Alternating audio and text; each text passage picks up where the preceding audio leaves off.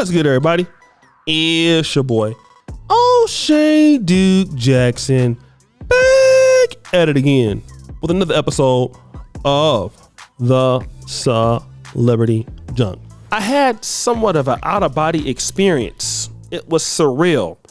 It was almost like Saul on his road to Damascus when he got blinded and then he became Paul. And he changed his life. He changed his thinking. He went from persecuting Christians to actually supporting Christians, even dying for the faith. Now, I wasn't going around persecuting Africans, but I damn sure was critical of them.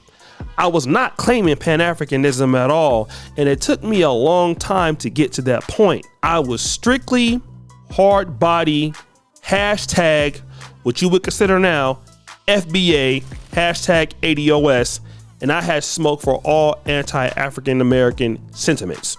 And to a certain degree, I still do. But moving to Europe changed my point of view to a certain degree, and now I'm kind of somewhere in the middle, where I definitely want African brothers and sisters to win, but I damn sure want my people to win also.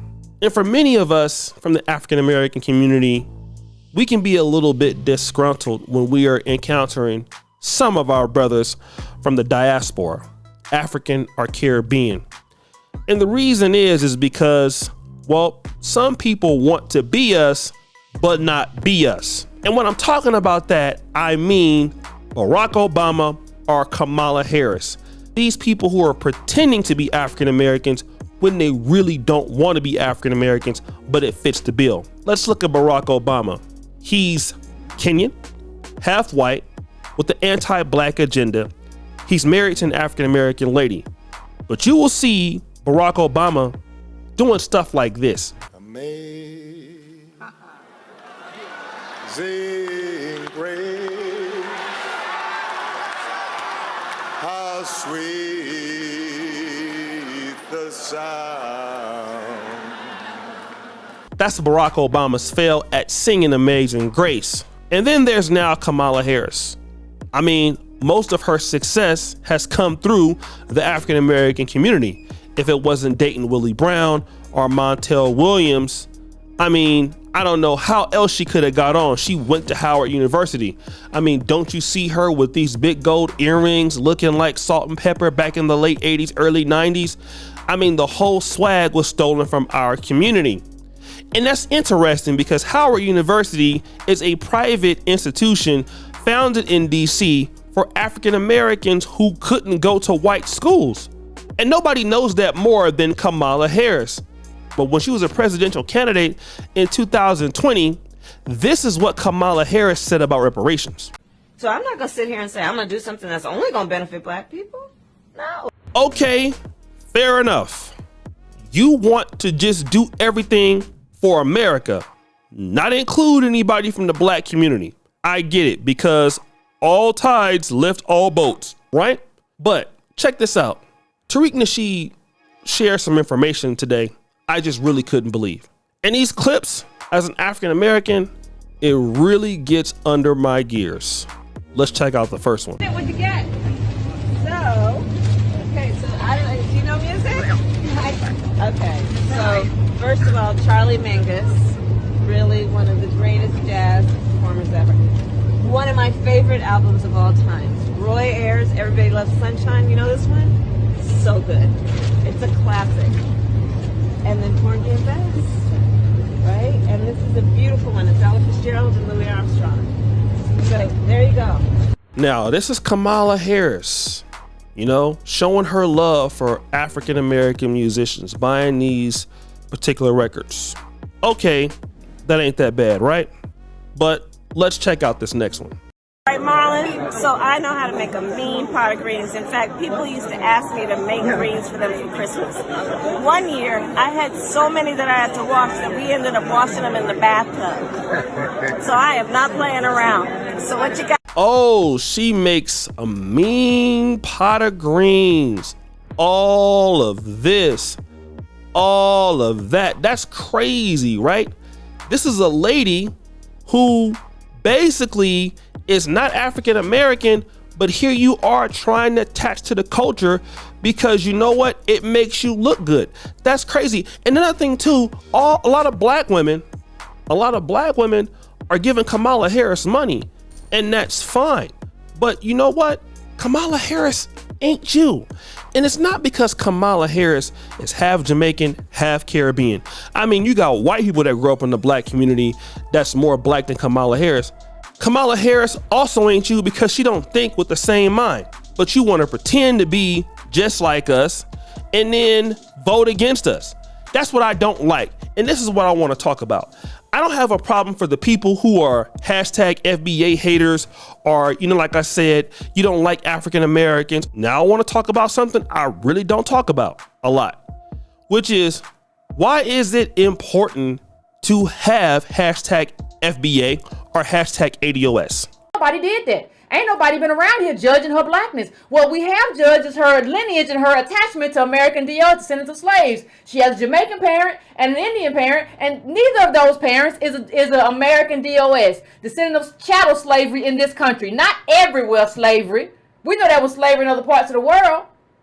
But if you in the Caribbean or one of those places, if you in Haiti, then your issue, as we've said here many a times, is with the French. And if you ever get reparations from the French, I will clap, I will be happy, I will throw you a party, I will buy you a drink, baby, but I will not try to take your money. I will not try to eat that fruit, because I don't have no bones buried in Haiti. My bones is buried in here. I celebrate you, I will help you, but I understand that that is yours, and I think you understand that too. So the real issue is, just like I'm not Jamaican, just like I'm not Haitian, just like I'm not Eritrean, you are not American DOS. You do not have parents and grandparents who grew up on sharecropper farms who can trace their stuff back to slavery. You do not have that. So what that means is that you are not a part of this tribe. That don't mean you are not black. It means you are not a part of this tribe. And she also stated this, Yvette Carnell, with Mark Lamont Hill. Talk to me about that claim right there. Wealth is plundered, wealth must be repaid.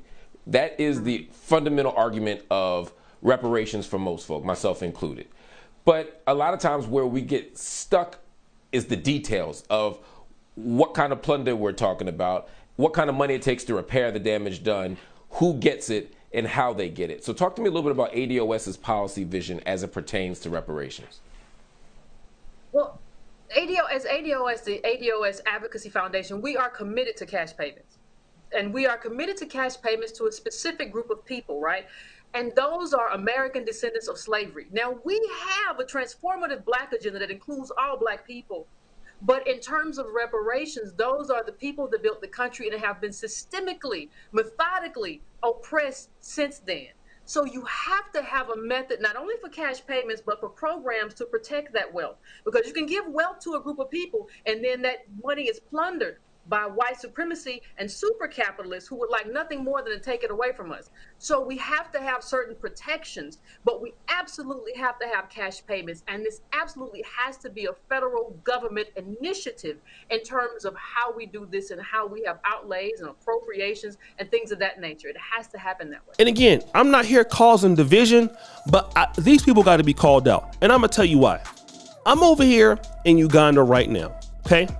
Let me go around and start wearing too much cultural garb in the country.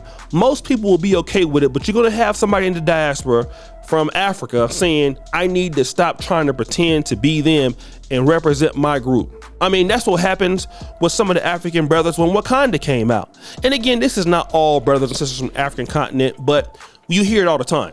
Nicki Minaj got mad at Michael B. Jordan when he started a rum company named after something from Trinidad. Oh, you messing with our Caribbean culture, all of this. But then Nicki Minaj has made a killing cosplaying black women, black people.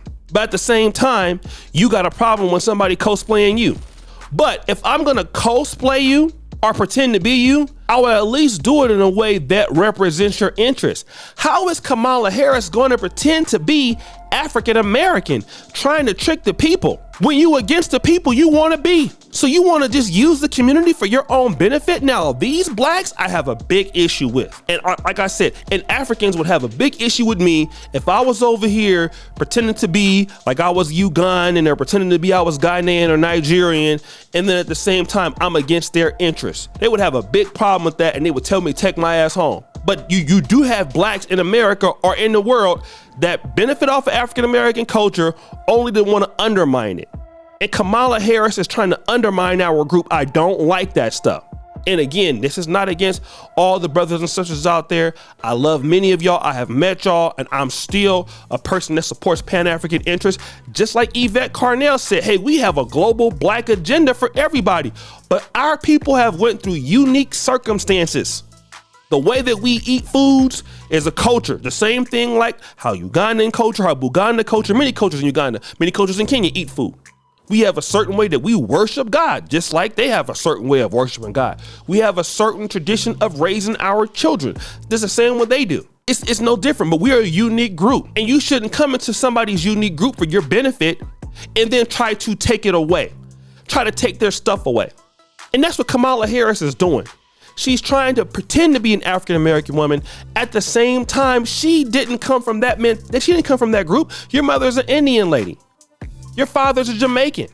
You might have grew up in Oakland, but you're not really African American from Oakland like that. And you don't even have any heart. Like, where's her heart? Like, how evil of a person do you got to be a person pretending to be an African American, locking people up as a prosecutor? And albeit some of them folks a lot of those folks probably deserve to get locked up. I get it, right? But then some didn't. Then you turn against the group that if it was not for that group, you wouldn't be where you are today. Same thing with Barack Obama. None of his people helped him get to where he is. What about Kamala Harris's Indian family? Who could she attach on in the Indian community? They don't want her. Even now, they don't want her. Maybe when they become president, they may claim her here and there, but they don't want her. And we all know that. So guys, what do you think? It's your boy O'Shea Duke Jackson back at it again with another episode of The Celebrity Junk. Appreciate you for all that you do. Subscribe to the bell. We're out.